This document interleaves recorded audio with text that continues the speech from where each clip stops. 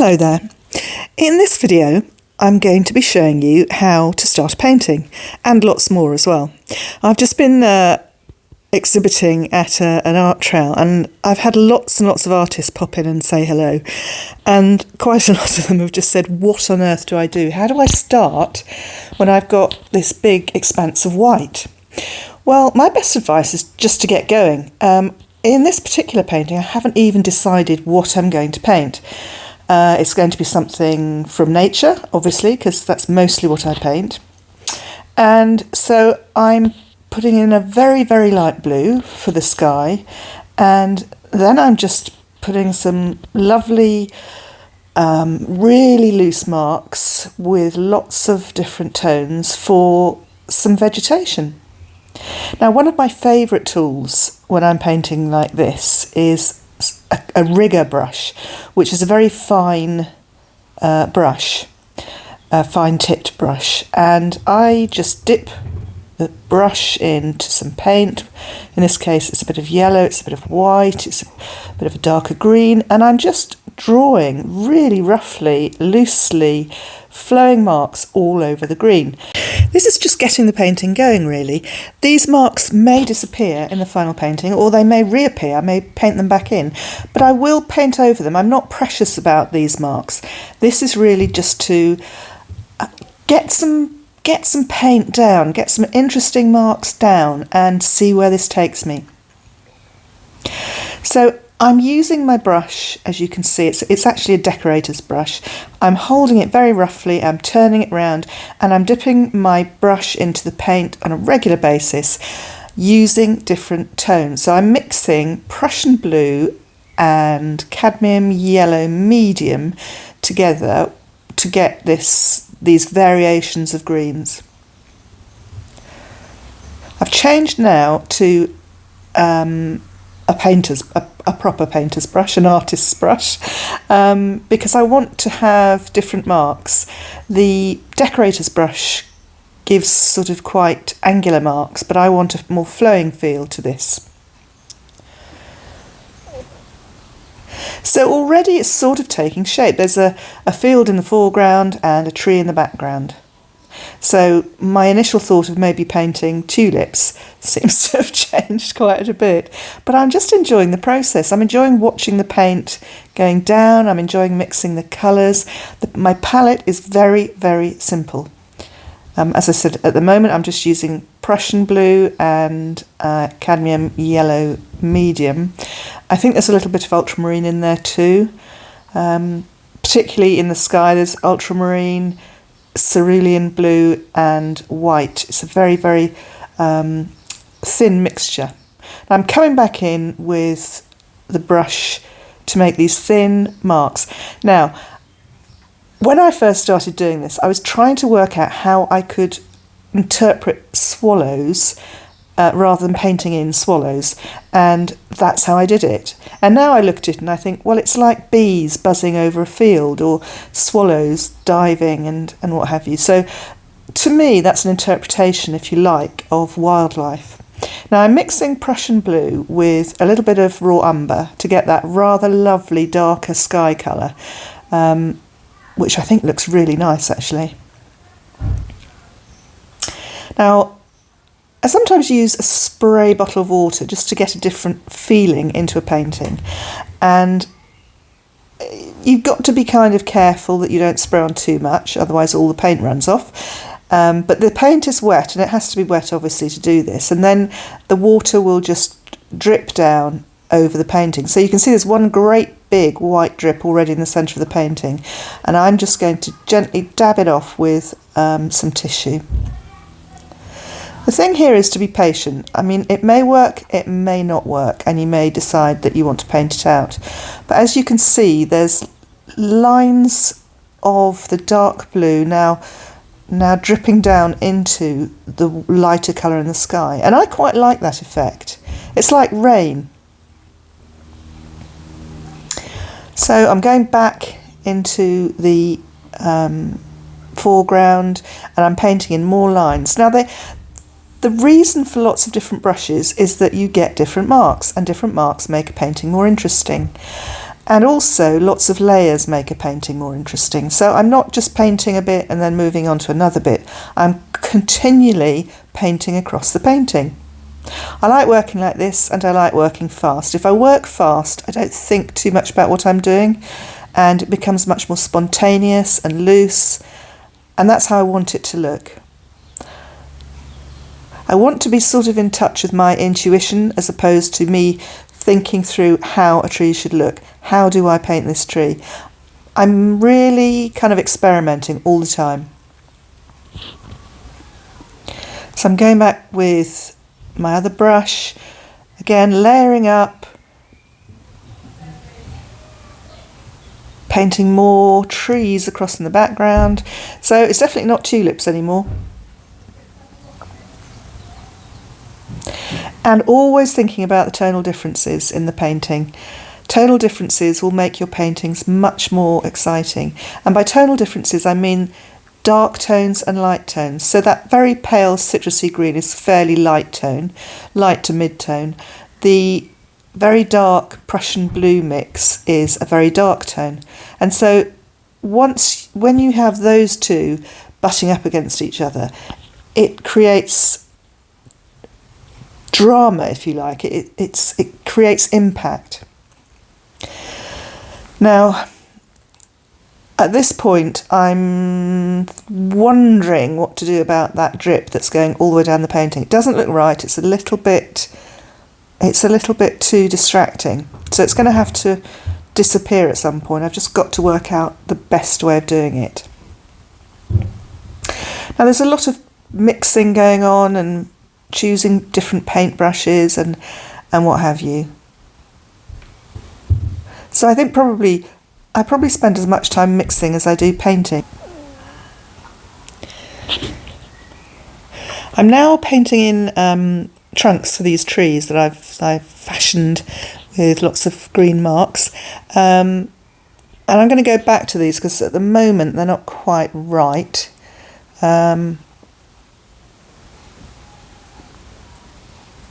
But I'm really just still feeling my way around this painting. I'm not quite sure how it's going to end up. Not sure at this point how I'm going to resolve it. There's just a lot of green at the moment, and I just need to introduce another colour to just make it more interesting. Now, the lighter colour is a sort of a mixture of the blue and the white, the titanium white, and that's really to get the sense of sky behind the trees, so to get a sense of distance.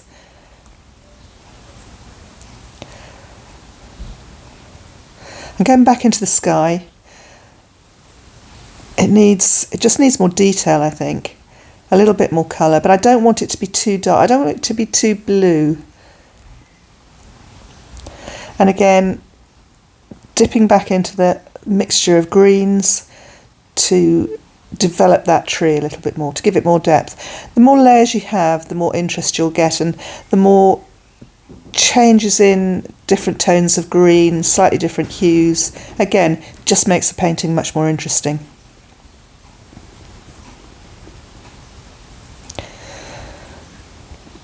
Going back in, and this time I've got a grey blue that I'm painting on right at the bottom over that quite dark colour, and it's quite interesting because it looks like sort of water, so I'm going to develop that.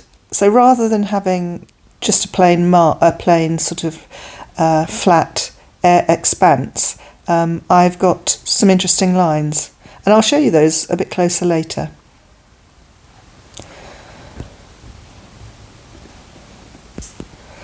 So I've decided to introduce red. Red is the complementary colour of green, and they look great together.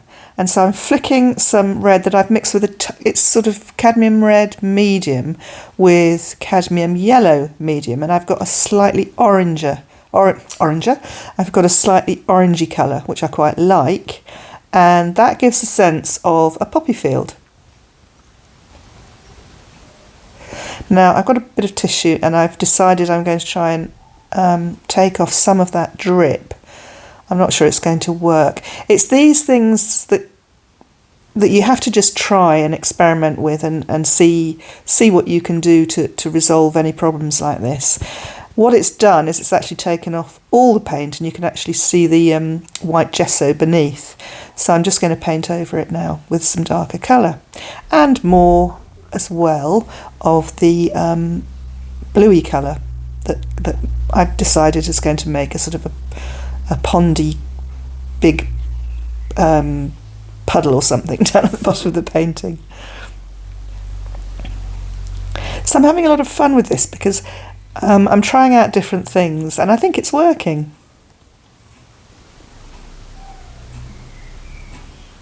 So you've got more foreground interest.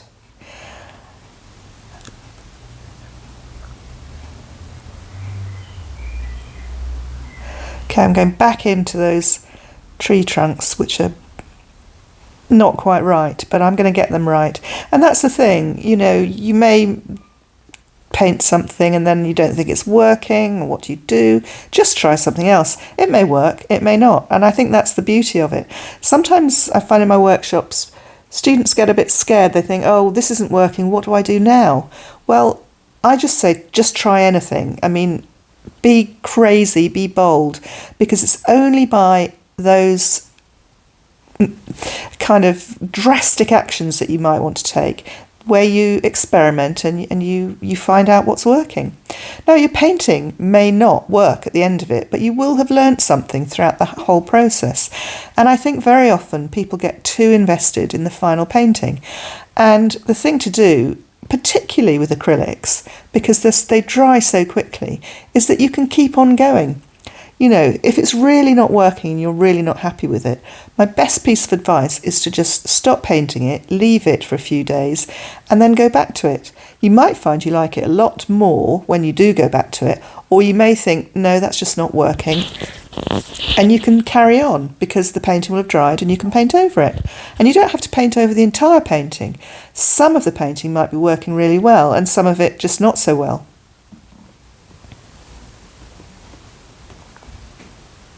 So I'm standing back a lot because I can see the painting much better from a distance. So do make sure that if you sit down when you're painting, to occasionally get up and look at it from a distance.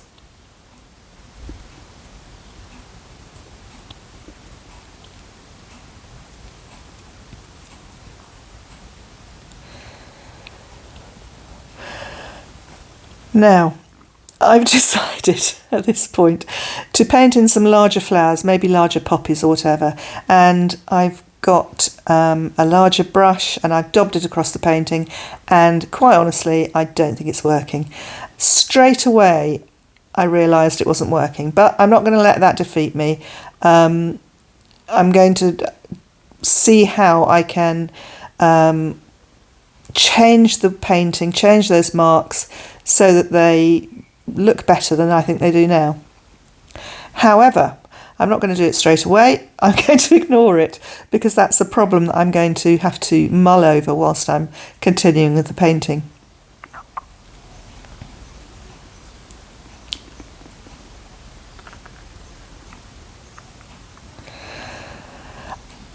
I've been thinking all along that maybe I ought to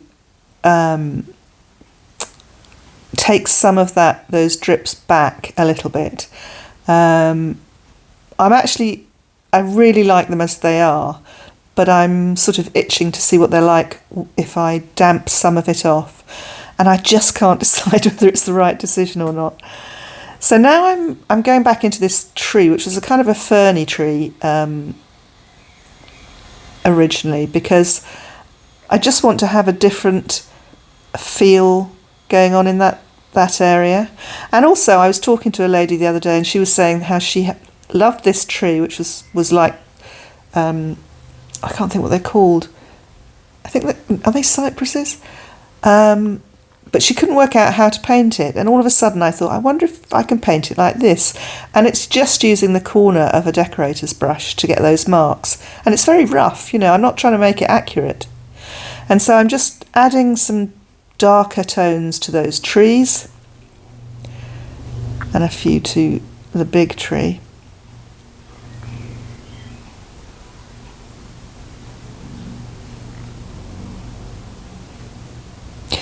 And also I think it's useful to have your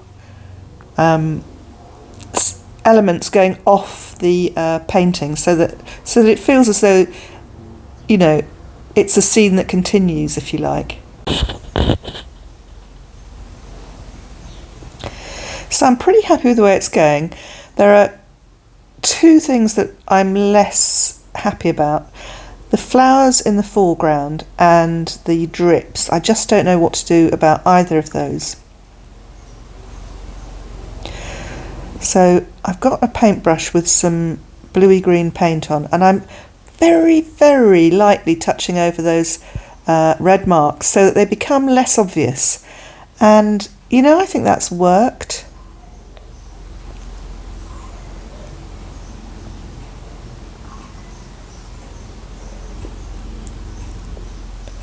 And just a few little touches up just to add interest.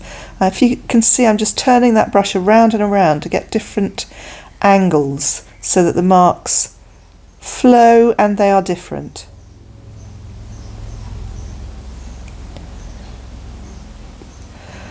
Now I'm going to get some darker colour into the sky. That's Prussian blue with a little bit of raw umber mixed into it. So I've got a dark cloud, which would seem to be about right if you've got rain.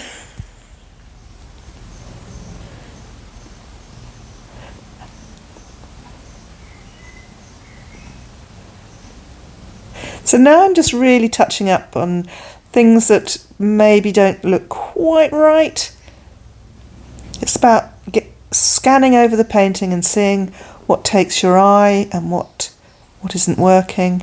And now the moment of truth. I've decided to try to take some of that paint off in the raindrops that are falling from the sky, just to see what it's like. It's almost dry but not completely dry, and I'm very, very gently putting some tissue over it to see what effect it has.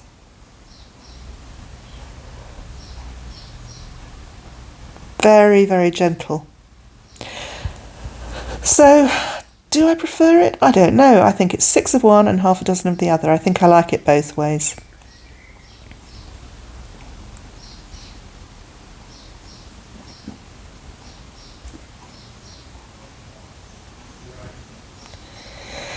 Okay. Now I'm just going to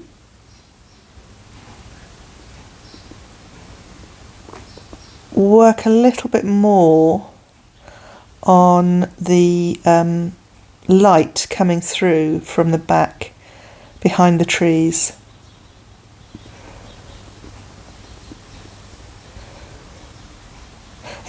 It just kind of adds a little bit of distance to the painting, I think. I could start getting a bit too fussy if I'm not careful, and I don't want to do that.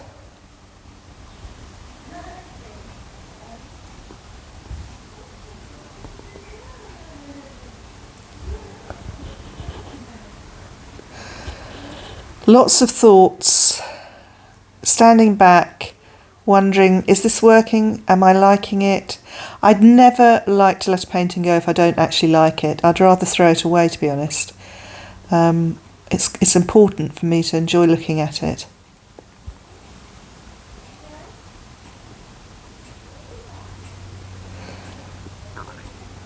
And of course, now's the time where you want to know when to finish, because you don't want to take it too far, you don't want it to get too fussy. And I am in danger of that happening here if I don't just draw this to a close. But I just want a few more of those lovely lines, those light lines across the paintings. I don't know, I just like them. I think they add something to it.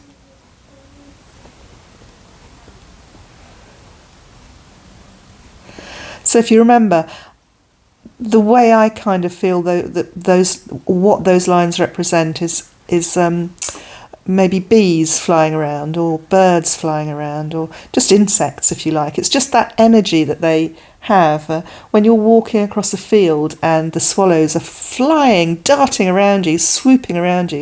It's just absolutely magical.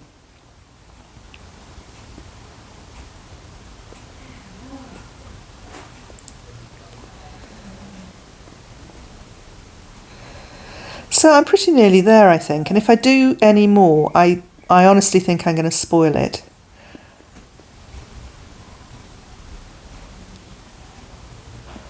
Except I've just seen, and this is where, just a quick double check on your painting, I've just seen a few little marks, dark marks that I've made with that tissue when I was taking out those drips. So I'm just going to turn those into birds by taking my little brush and just making a few marks, tiny marks that will represent birds. I'm not spending long on it because I can't draw birds, but they're just marks that will be a reference, if you like, to birds. And I'm just taking out some of the other little funny marks that don't work with some paint that I've got on my my palette.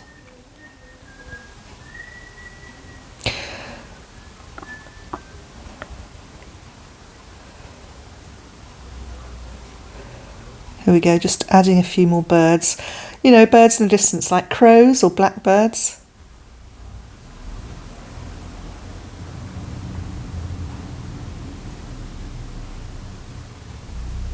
And I'll show you at the end of the video what these actually do look like. They're very, very loose. Okay, I think I'm finished. Let's have a look at the final painting. Here we go. And here are some of the marks that you can see. These are the tree trunks. These are the drips and the birds. This is the field, the foreground to the middle area. This is the water that I was explaining. Gosh, where's this? This is, this is the tree trunk on the left.